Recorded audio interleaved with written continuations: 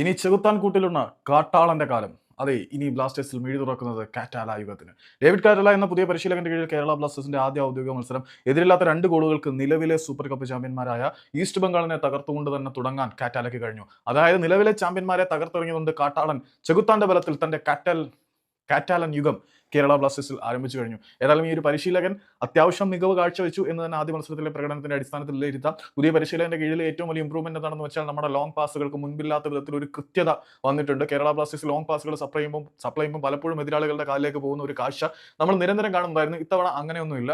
കമന്റേറ്റർമാർ പോലും പറഞ്ഞിരുന്നു ലൂണയൊക്കെ ആ പരിക്ക് മൂലം പിൻവലിക്കുന്ന സാഹചര്യത്തിൽ ഇനിയുള്ള മിനിറ്റുകളിൽ കേരള ബ്ലാസ്റ്റേഴ്സ് ബസ് പാർക്ക് ചെയ്ത് കളിക്കുന്നു. പക്ഷേ ബസ് പാർക്കിങ്ങിനൊന്നും കാറ്റാല നിന്നിട്ടില്ല എന്നുള്ളതും സന്തോഷം നൽകുന്ന ഒരു കാര്യം തന്നെയാണ്. അവസാനം വരെയും ആക്രമിച്ച് കളിക്കാൻ അയാൾ താല്പര്യം പ്രകടിപ്പിച്ചു. പിന്നീട് അരങ്ങേറ്റ മത്സരത്തിൽ തന്നെ ബ്ലാസ്റ്റേഴ്സിന് വേണ്ടി ഒരു കാർഡ് സ്വന്തമാക്കാൻ പരിശീലകന് കഴിഞ്ഞിട്ടുണ്ട് എന്നുള്ളത് ഒരു വസ്തുതയാണ്. പരിശീലകനായിട്ടുള്ള ഡേവിഡ് കാറ്റാലയ്ക്ക് ലൈൻ ബ്രേക്ക് ചെയ്തതിന്റെ പേരിൽ ഇന്ന് റഫറിയുടെ ഭാഗത്തു നിന്നും ഒരു യെല്ലോ കാർഡ് കിട്ടിയിട്ടുണ്ട്. പിന്നീട് വളരെ കൃത്യമായിട്ട് തന്നെ കേരള ബ്ലാസ്റ്റേഴ്സിന്റെ മൊറോക്കൻ ചെകുത്താൻ നോവാ സദോയെ ഉപയോഗിക്കുന്നുണ്ട്. നമ്മൾ കഴിഞ്ഞ വീഡിയോകളിൽ വളരെ കൃത്യമായിട്ട് പറഞ്ഞിട്ടുണ്ട് കാറ്റാലയുടെ പ്ലേയിങ് സ്റ്റൈലിന് വളരെ അനുയോജ്യനായിട്ടുള്ള താരമാണ് നോവാ സദോയി. അതുകൊണ്ട് ഒരു പ്രത്യേക പരിഗണന നോയ്ക്ക് കിട്ടാൻ സാധ്യതയുണ്ട്. ലൂണയുടെ കാര്യം ഒരു സംശയമാണ്. അതവിടെ നിൽക്കട്ടെ, ലൂണയുടെ കാര്യം തൽക്കാലം ഞാനിപ്പോൾ പറയുന്നില്ല. കേരള ബ്ലാസ്റ്റേഴ്സിന്റെ ജേഴ്സിയോടും ബാഡ്ജിനോടും ഇത്രയധികം വൈകാരികമായിട്ട് ചേർന്ന് നിൽക്കുന്ന താരം അഡ്രിയാൻ ലൂണയെ പോലെ വേറെ ആരുമില്ല. അതിന് എന്തൊക്കെ പറഞ്ഞാലും ഒരു എക്സെപ്ഷണൽ കേസായിട്ട് അവിടെ നിൽക്കും. അതവിടെ നിൽക്കട്ടെ. ഏതായാലും നോവാ സദോയെ വളരെ കൃത്യമായിട്ട് യൂസ് ചെയ്യുന്നുണ്ട്. പലപ്പോഴും പന്തുകൾ ലോങ് ആയിട്ട് നോയുടെ കാലുകളിലേക്കാണ് എത്തുന്നത്. നോവ അത് പന്തിനെ തന്റെ കാലിൽ കുരുത്ത് കൃത്യമായിട്ട് സപ്ലൈ ചെയ്യാൻ ശ്രമിക്കുന്നുണ്ട്.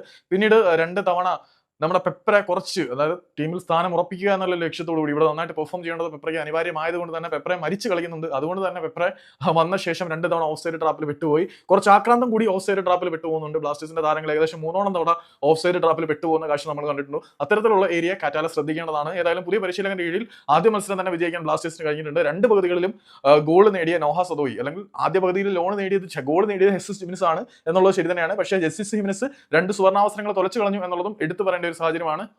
എസ്റ്റിസിന്റെ ആ പഴയ മികവ് നമ്മൾ ഗോൾ അടിയിൽ കാണുന്നില്ല. പക്ഷേ അത് തിരിച്ചു വരും എന്ന് തന്നെ ഉറച്ചു വിശ്വസിക്കാം. നോഹാ സദോയി എന്തൊരു മനുഷ്യനാണ്. രണ്ടാമത്തെ ഗോള്, ആദ്യത്തെ ഗോളിന് ആസ്പദമായിട്ടുള്ള പെനാൽറ്റി വിൻ ചെയ്തത് നോഹാ സദോയാണ്. അതോടെ ഇരിക്കട്ടെ. രണ്ടാമത്തെ ഗോള് ഒറ്റയ്ക്ക് വേറെ ആർക്കും കൊടുക്കാതെ നോഹ ഒറ്റയ്ക്ക് അടിച്ചു. പക്ഷേ ഈ കാറ്റാലയുടെ കീഴിൽ പല താരങ്ങളും ഒറ്റയ്ക്ക് തിന്നുക എന്നുള്ളൊരു സമീപനത്തിലേക്ക് വരുന്നുണ്ട്. സഹീഫ് ആണെങ്കിലും കൃത്യമായിട്ടുള്ള സ്പേസിൽ ആളുകൾ പാസ് സപ്ലൈ ചെയ്യാൻ ഉണ്ടായിട്ടും അവരിലേക്ക് എത്തിക്കാതെ ഒറ്റയ്ക്ക് തിന്നാൻ സഹീഫ് നോക്കിയിട്ടുണ്ട് എന്നുള്ളത് എടുത്തു പറയേണ്ടതാണ്.